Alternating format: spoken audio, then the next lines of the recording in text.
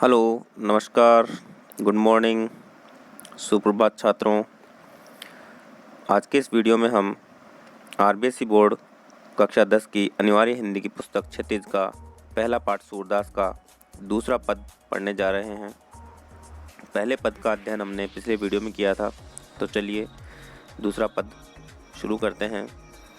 मधुकर श्याम हमारे चोर, मन हरि लियो तनक चितवनी में, चपल नैन की कोर, पकड़े हुते हृदय उर अंतर, प्रेम प्रीति के जोर, गए छड़ाई तोरी सब बंधन, दे गए हंसन्य कोर, चौकी परी जागत निसिबीती, दूत मिल्यो एक भोर, सूरदास प्रभु सर्वस लूट्यो, नागर नवल किशोर। कुछ कठिन शब्दार्थ हैं, वो हम देख लेते हैं। मधुकर, मधुकर यहाँ आया है भंवरे के लिए। किसके लिए? भंवरे के लिए। श्याम कृष्ण का प्रतीक है, श्याम कृष्ण के लिए आया है। मन हरि लियो तनक, तनक मतलब थोड़ा सा, तनिक जिसको बोलते हैं, तनक मतलब थोड़ा सा। और चितवनी, चितवनी का अर्थ है दृष्टि, मतलब थोड़ी सी दृष्टि डालकर, दृष्टि या हम कह सकते हैं नजर। चितवनी में चपल नैन की कोर, चपल का अर्थ है चंचल, नैन की कोर मतलब आँखों का कोना, मतलब तिरछी नज़रों से। आँखों की कोर कोना होता है, वो तिरछी नज़रों से।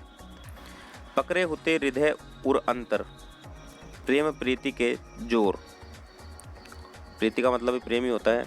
गए छड़ाई तोरी सब बंधन, दे गए हंसनीय कोर। अंकोर का अर्थ है रिश्वत। अंकोर का अर्थ क्या हो गया? रिश्वत। कि किसकी रिश्वत देकर चले गए? हंसी रूपी रिश्वत देकर छुड़ाकर भाग गए। चौकी परी जागत निसी बीती, निसी का अर्थ है रात, निसी का अर्थ क्या है? रात। दूत मिल्यो एक भोर, दूत मिल्यो एक भोर, भोर का अर्थ है भोरा। ठीक है, भोरे के लिए है भोर। सूरदास प्रभु सर्वस्व लूट्यो, सर्वस्व का अर्थ है सर्वस्व, सर्वस्व या हम कह सकते हैं सब कुछ, सब कुछ लूट लिया। नागर का अर्थ है चतुर। और नवल किशोर यहाँ किसके लिए है? कृष्ण के लिए है। ये इसके डिफिकल्ट वर्ड थे। अब हम इसकी व्याख्या देख लेते हैं। इस पद में गोपियाँ कृष्ण के कपटपूर्ण व्यवहार पर व्यंग कर रही हैं। कृष्ण के कपटपूर्ण व्यवहार पर व्यंग कर रही हैं गोपियाँ। गोपियाँ उद्धव से बातचीत के समय जब कहीं से एक भंवरा आकर वहाँ मंडराने लगता है, उस भंवरे को गोपियाँ कृष्ण का प्रतीक बनाकर उन पर कपट करने का आरोप लगाते हुए कहती हैं, क्या कहती हैं? मधुकर श्याम हमारे चोर, कि हे भंवरे, हे भंवरे, तुम्हारे जैसे काले रंग वाले, तुम्हारे जैसे श्याम रंग वाले कृष्ण तो हमारे लिए क्या हैं? चोर हैं। अब चोर क्यों है? क्या चुरा लिया? वो अगली पंक्ति में बता रही हैं कि हे भंवरे, तुम्हारे जैसे काले रंग वाले श्याम अर्थात कृष्ण तो हमारे लिए क्या हैं? चोर हैं। मन हरि लियो, क्या चुरा लिया? मन को चुरा लिया। हरि मतलब चुराना, हरण करना। हरि मतलब चुराना या हरण करना, कि उन्होंने हमारा मन चुरा लिया तनक चितवनी में, थोड़ी सी दृष्टि डालकर। कैसी? चपल नैन की कोर, चंचल आंखों के कोने से थोड़ी सी दृष्टि डालकर हमारा मन चुरा लिया। पकड़े हुते हृदय और अंतर, प्रेम प्रीति के जोर, हमने अपने प्रेम प्रीति के बल पर, जोर मतलब बल पर, प्रेम प्रीति के बल पर उन्हें अपने हृदय में, हृदय और अंतर, अपने हृदय के अंदर हम उन्हें पकड़ रखी थी, या हमने उन्हें हृदय के अंदर बंदी बना लिया था। अर्थात उनके प्रेम पर विश्वास करके उनको अपने हृदय में हमने क्या कर लिया था? बसा लिया था। किंतु गए छड़ाई तोरी सब बंधन, दे गए हंसने को, किंतु वह हमारे प्रेम के सारे बंधनों को तोड़कर, छुड़ाकर निकल गए और हमें क्या दे गए? दे गए हंसनी और हंसी रूपी रिश्वत को देकर हमारे हृदय के प्रेम बंधनों को तोड़कर वो चले गए।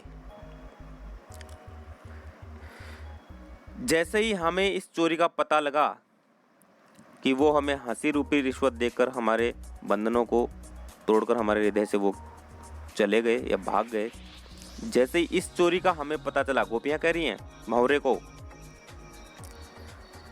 कि इस चोरी का जैसे ही हमें पता चला तो हम चौंक परी जागत निसी बीती, तो हम चौंक कर जाग पड़ी, तो हम अचानक चौंक गई और जाग गई। निसी बीती, और जागते जागते सारी रात बीत गई। निसी मतलब रात, सारी रात जागते जागते ही बीत गई। फिर हमें दूत मिलो एक भोर, फिर हमें उनका एक दूत भोरा मिला।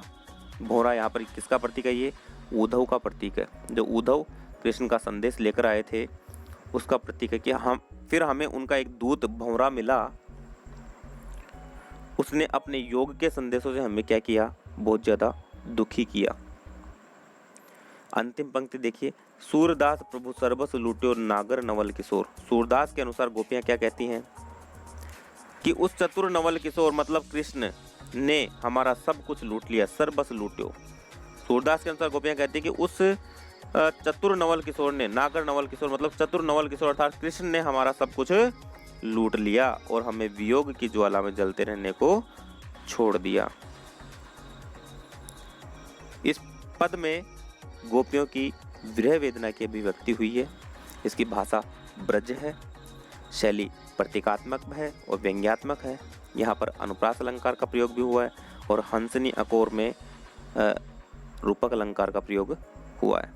तो ये थी दूसरे पद की व्याख्या। उम्मीद करता हूँ आपके समझ में आया होगा। अगर वीडियो अच्छा लगे तो लाइक, शेयर और सब्सक्राइब करना ना भूलें। धन्यवाद। मिलते हैं इसी प्रकार के अगले वीडियो में।